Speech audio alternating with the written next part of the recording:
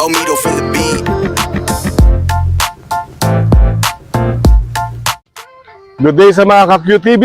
Welcome po again dito sa channel natin. Just to give you an update dito sa Bilibitina. Sabi ko na nga ho, pagdating namin, ito yung kinocomplete namin ngayon. The reason why we're here sa Pilipinas is para makompleto na ho natin ng process ng completion. And therefore, sana before New Year, magkaroon na tayo ng mga guests dito. So, Mission Impossible ho. Ang landscape on the process na. Ayan.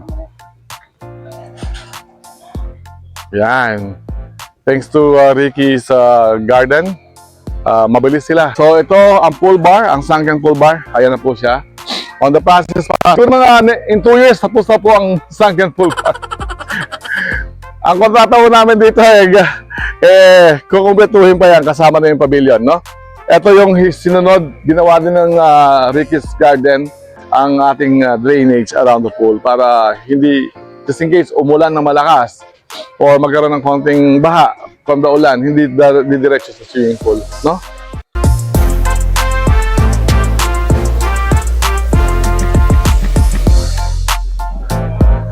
So, ito na po mga plants, mga ornamental plants na galing sa mismong store nila Ricky. Saan ba store nyo, Ricky? Orani, Bataan.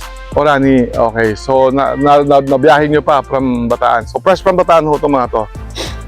So, kayo ba nag-grow ng mga to or from the seeds? Yung iba, mga binibili namin sa, ito katulad nito, hindi kami nagpapakapal. So, ito mga to, may maintenance kailangan to. So, ito magandang pakapitan din ng mga Christmas tree, Christmas lights. No? Pag winter days, no? Pero, marami tayong LED lights, Mong, no? Baka pwede nating pakapitan na lang, no? Yeah. Ito pa, mga binonsayan tao dito, maganda to. Chinese pusita. Chinese busida, yan. Tapos sa yung mga mini roses ba ito mga to? Yan. Ito pa mga to. Virginia. Yan.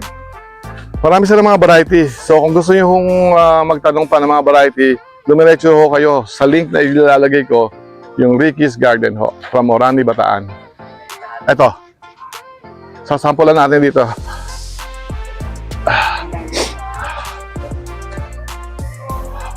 So, yan mga sample na yung ginagawa nila, yan.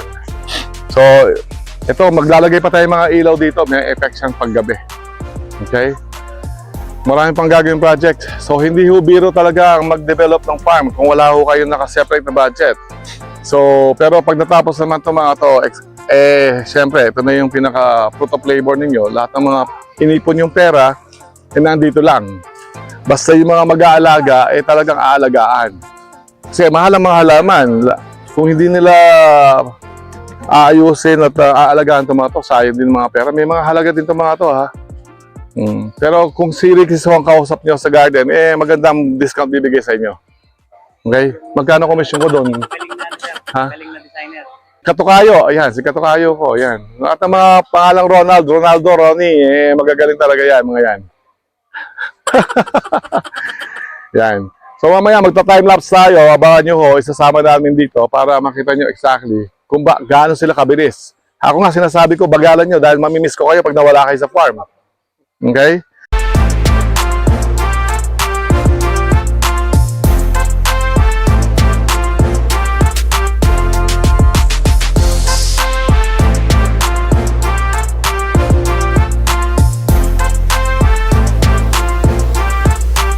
Okay, so magbabalik kami ngayon dito ulit. Meron kaming gustong share sa inyo as one of our contents here. Dito, napag-alaman namin ang tawag sa halaman na to ay magic fruit. Yung iba tawag din na miracle fruit. Ito ang bunga nito, Harvey.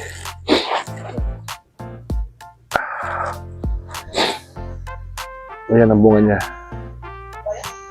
Okay, kakaiba at nakakatuwa ang halaman na to, no? Ayan ang bunga niya. Okay? Sabi nila, pag kinain mo yung prutas, kahit anong maasim, nakainin mo kamukha ng mangga, sampalok, or singkamas, tawag ito, kamyas, or kalamansi, hindi mo mararamdaman yung asim. So mamaya magkakaroon tayo ng taste test kung totoo nga bang sinasabi nila na magic fruit, pwede niyang tanggalin yung pangangasim sa mga prutas na maasim na kamukha ng mangga, ng kamyas, ng sampalok. Okay, so standby kayo dyan. Tingnan natin mamaya, okay?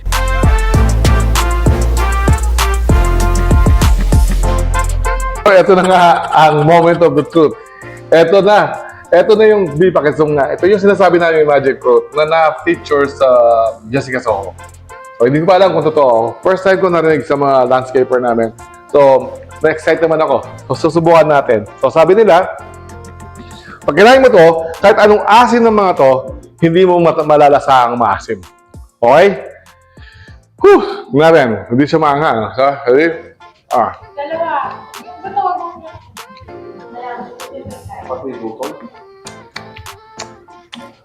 Okay.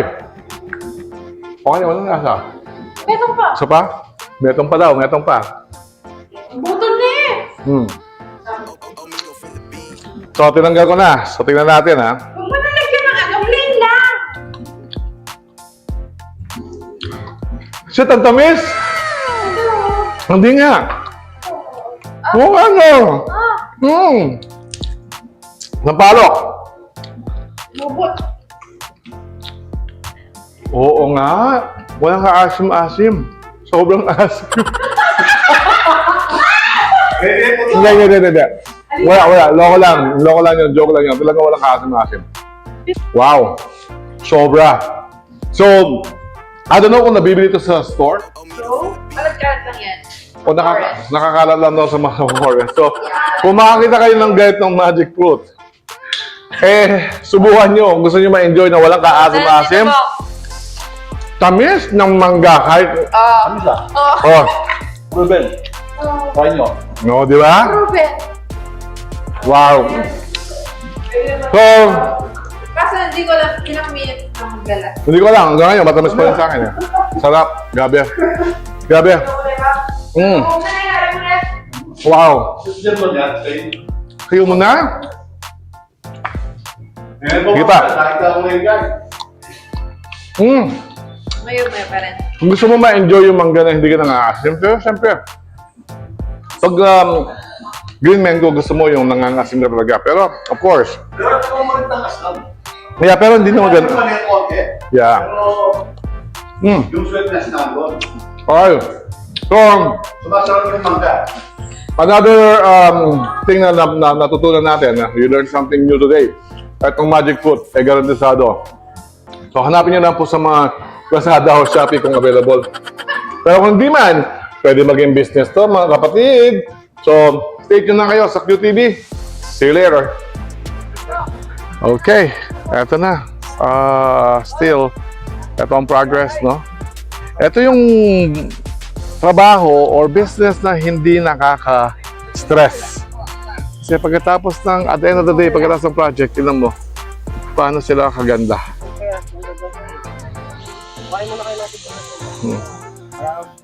Diba? Ang ganda. So, Pete, si Pete niyan, pinag-mamasdan ni Pete yung ginagawa nila kasi aalala din ni Pete ito. Diba? So, pinag-iisipan namin kung ilalagay namin dito solar lights or kuryente na magbibigay ng emphasis sa mga halaman. Mag-comment lang kayo kung maganda talaga solar lights or yung mga nakalinyang ilaw. Yan, ganun ka. Yung mga batong to galing sa mga bundok namin dito. Nung naguhukay kami dito, napalabas namin itong ganitong kaming boulders. Yan, oh. Yan. Hindi birong bigat na mga yan. Mga buhay ng mga batong mga yan. Okay? So, continuous pa rin ang paggawa ng mga drainage. Ayan.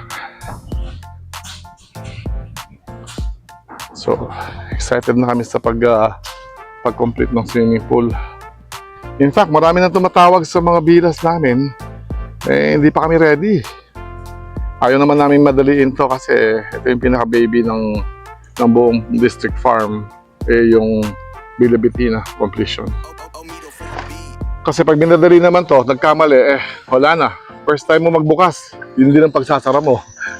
So, kailangan mo na make sure lahat, kompleto. And yan ang buong team. Everybody's busy.